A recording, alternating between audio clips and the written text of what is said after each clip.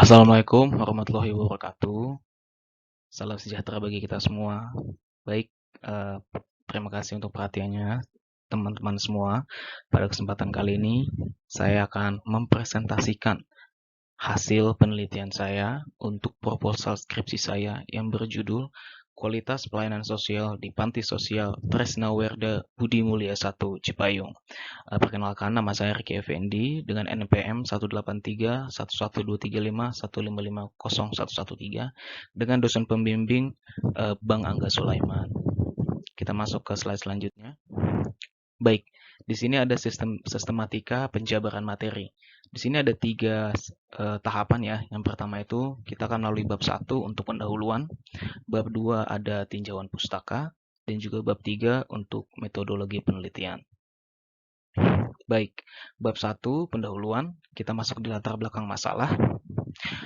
Proses menjadi tua adalah hal yang akan dialami setiap individu dan tidak mungkin bisa dihindari. Tentu, seiring berjalannya waktu dan bertambahnya usia, maka terjadi juga perubahan-perubahan yang mengarah pada penurunan kondisi fisik, misalnya postur tubuh kita, panca indera, dan bahkan penampilan kita, sehingga itu membuat lansia menjadi rendah diri, merasa tidak berdaya, dan juga sensitif atau mudah tersinggung. Nah, inilah hal-hal yang membuat lansia juga bisa mengalami masalah psikis, tidak percaya diri, tidak mandiri, yang akan berpengaruh pada perilaku sehari-hari. Nah, menurut kemenkes.co.id, lansia itu sendiri ialah orang yang berusia 60 tahun ke atas, sedangkan lansia terlantar adalah mereka yang tidak memiliki sanak saudara atau punya sanak saudara, tapi tidak mau mengurusi atau tidak bisa mengurusinya dengan faktor-faktor tertentu, sehingga mereka tidak bisa merawat lansia. Faktornya itu bisa saja tidak terpenuhnya kebutuhan jasmani, rohani, ataupun sandang, pangan, dan papan. Nah, berdasarkan BPS atau Badan Pusat Statistik yang menunjukkan bahwa lansia terlantar di DKI Jakarta itu kurang lebih ada sekitar 974 orang, baik laki-laki maupun perempuan. PTSW Budi Mulia 1 Cipayung juga sebagai lembaga pelayanan sosial yang saat ini berada di bawah naungan Pemda DKI Jakarta, memiliki peran seperti pelayanan sosial, bimbingan psikologis, pelayanan medis, bimbingan fisik, spiritual, pelatihan pemanfaatan waktu luang, dan juga meningkatkan kualitas hidup, misalnya seperti mengajarkan keahlian-keahlian yang mungkin bisa lansia pelajari dengan contoh, misalnya merajut ataupun menjahit pakaian. Selanjutnya, kita masuk dalam rumusan masalah dan juga tujuan penelitian. Rumusan masalah yang pertama, rumusan masalah yang saya buat adalah bagaimana kualitas pelayanan sosial pada lansia di Panti Sosial Werda Budi Mulia 1 Cipayung.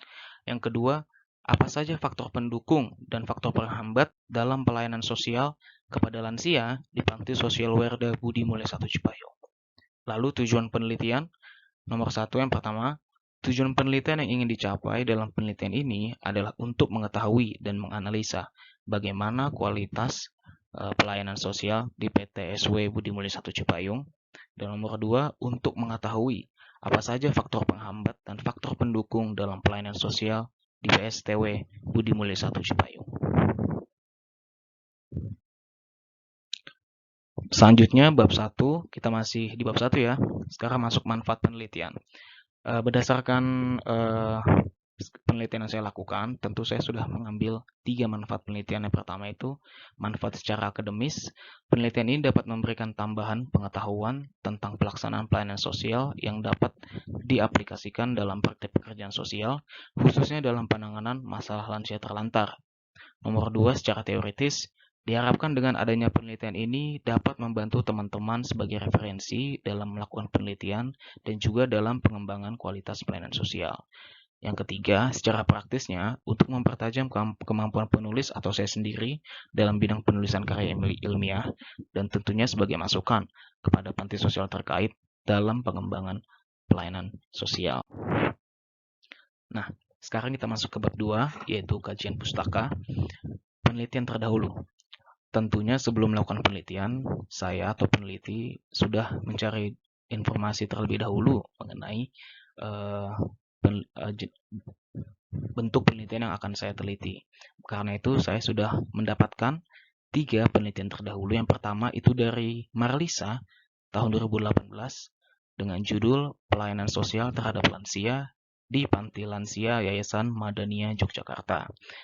Dengan hasil penelitian bahwa bentuk pelayanan sosial di Yayasan Madania Yogyakarta tergolong belum efektif dikarenakan adanya penghambat.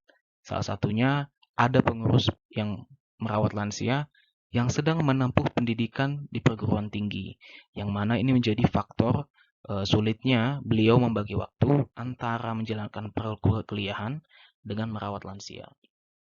Nomor 2 ada Sinta Nuryanti pada tahun 2020 dengan judul Pengaruh Kualitas Pelayanan Terhadap Kepuasan Pasien Badan Penyelenggara Jaminan Sosial Kesehatan di Rumah Sakit Umum Daerah Kabupaten Pangkep. Dengan hasil penelitian seperti berikut, bahwa kepuasan pasien Badan Penyelenggara Jaminan Sosial Kesehatan di Rumah Sakit Umum Daerah Kabupaten Pangkep sudah termasuk sangat baik.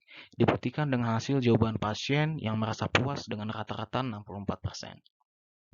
Penelitian ketiga dari Bobi Andrisa Tanjung pada tahun 2021 dengan judul Pelaksanaan Pendidikan dan Pembinaan Anak di Panti Asuhan pada masa pandemi COVID-19, studi kasus Yayasan Penyantunan Yatim Piatu Aceh Sepakat Darul Aitam Medan.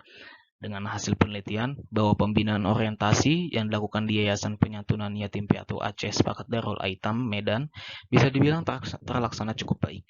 Anak-anak di panti asuhan selalu mendapatkan bimbingan keterampilan, bimbingan keagamaan yang didapat mengembangkan kemampuan dan potensi anak dengan menjalankan protokol kesehatan yang ketat, apalagi di masa pandemi seperti ini. Masih di bab 2, tapi kita masuk sekarang di kerangka teori. Pelayanan sosial adalah suatu bentuk kegiatan atau program yang ditunjukkan untuk meningkatkan kualitas kehidupan individu, kelompok, atau masyarakat, terutama yang kesulitan mendapatkan hak-haknya dalam sehari-hari. Pelayanan sosial sendiri dikategorikan berdasarkan pelayanannya, yaitu kesehatan mental, konseling, jaminan sosial, dan lain-lain. Selanjutnya nomor 2, standar pelayanan sosial menurut Peraturan Menteri Sosial Republik Indonesia Nomor 9 Tahun 2018 tentang standar teknis pelayanan dasar pada pelayanan sosial minimal, yaitu menyediakan barang atau jasa pelayanan secara maksimal. Nah, dalam pasal 2 disebutkan bahwa penerima pelayanan memiliki hak untuk mendapatkan mutu pelayanan dasar, yaitu standar jumlah kualitas barang dan jasa atau kualitas SDM yang memadai. SDM yang dimaksud adalah pemberi pelayanan supaya bisa memberikan pelayanan yang memadai. Nomor 3, kita masuk pada masalah yang dialami lansia. Sebenarnya terdapat beberapa masalah, saya akan membahas secara ringkas, yaitu contohnya keadaan fisik yang melemah. Jadi itu membuat para lansia harus bergantung pada orang lain karena tidak bisa melakukan segalanya sendiri. Yang kedua, harus bisa menyesuaikan kondisi ekonomi dengan keadaan fisiknya. Dalam artian contoh seperti ini, karena dia sudah lansia, maka ia perlu membagi uangnya dalam hal untuk menjaga kesehatan, apalagi kestabilan tubuh, terutama pada lansia yang bisa dikatakan sudah rentan. Nah, masuk nomor 4, indikator pelayanan sosial. Menurut Hardiansyah, ada 5 indikator, yaitu yang pertama, tangible atau berwujud, yang kedua, reliability atau kehandalan, yang ketiga, responsiveness atau ketanggapan, yang keempat, assurance atau jaminan. Yang kelima adalah empathy. Tangible yang dimaksud adalah indikatornya seperti ini. Misalnya penampilan petugas atau aparatur dalam melayani penerima jasa, kenyamanan yang dirasakan lansia seperti apa dari bentuk pelayanan yang diberikan oleh petugas, kedisiplinan petugas, dan juga kemudahan akses yang dapat dirasakan oleh lansia dalam panti sosial tersebut. Lalu masuk dalam dimensi kehandalan atau reliability, indikatornya itu dinilai dari kecermatan petugas dalam melayani pelanggan, standar pelayanan yang jelas, lalu keahlian petugas dalam menggunakan alat bantu dalam proses. Lalu yang ketiga masuk untuk dimensi responsiveness atau daya tanggap. Indikatornya adalah bagaimana pelayan sosial dapat merespons setiap penerima jasa dengan memberikan pelayanan yang baik, melakukan pelayanan yang cepat, cermat, tepat waktu, dan juga tepat. Lalu juga bagaimana pemberi layanan sosial dapat menanggapi setiap keluhan penerima jasa. Lalu yang keempat, kita masuk dimensi assurance atau jaminan. Indikatornya dinilai dari bagaimana pelayanan sosial bisa memberikan ketepatan waktu dalam pelayanan, ketepatan legalitas, dan juga kepastian biaya.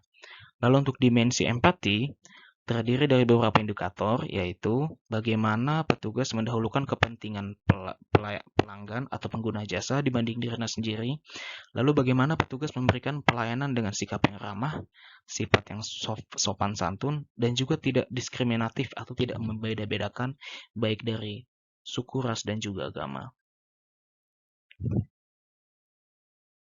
Sekarang kita masuk ke kerangka berpikir. PT SW Budi Mulia 1 mempunyai berbagai macam bentuk pelayanan sosial yang telah diselenggarakan. Namun dalam pelayanan tersebut, PSTW Budi Mulia 1 tentu masih memiliki kekurangan, yaitu misalnya dalam hal sarana prasarana, keterbatasan daya tampung, dan sumber daya manusia, ataupun kekurangan dari lansia itu sendiri. Untuk itu, kerangka berpikir telah saya buat sedemikian rupa, yaitu bisa dilihat yang di tengah adalah pelaksanaan pelayanan sosial oleh Panti Budi Werda Mulia 1 yang harus berkesinambungan dengan Peraturan Menteri Sosial RI Nomor 9 tentang standar teknisi pelayanan dasar pada standar pelayanan minimal bidang sosial di daerah provinsi kabupaten kota. Lalu kotak ketiga di sebelah kanan itu adalah faktor pendukung dan juga faktor penghambat dalam pelayanan publik atau pelayanan sosial yang diberikan PSTW Budi Mulia 1 kepada lansia. Masuk ke dalam teori, kita menggunakan teori Hardiansyah yang mengatakan bahwa dimensi kualitas pelayanan memiliki 5 indikator seperti yang tadi kita baca di slide sebelumnya, yaitu tangible atau wujud, reliability atau kehandalan, responsiveness atau tanggung jawab, serta assurance atau jaminan, dan yang terakhir empati. Lalu output yang diharapkan adalah bagaimana atau kepuasan seperti apa kepuasan lansia mengenai kualitas pelayanan. Kita masuk ke bab 3 atau metodologi penelitian. Baik, dalam penelitian ini saya atau peneliti menggunakan pendekatan penelitian kualitatif deskriptif untuk mendeskripsikan, menganalisis, dan mendapatkan informasi sesuai kebutuhan penelitian. Lalu kita masuk teknis analisis data. Ada data primer dan juga data sekunder. Data primer adalah data yang diperoleh secara langsung dari lokasi penelitian, bisa juga dari informan yang saya wawancarai di lokasi penelitian.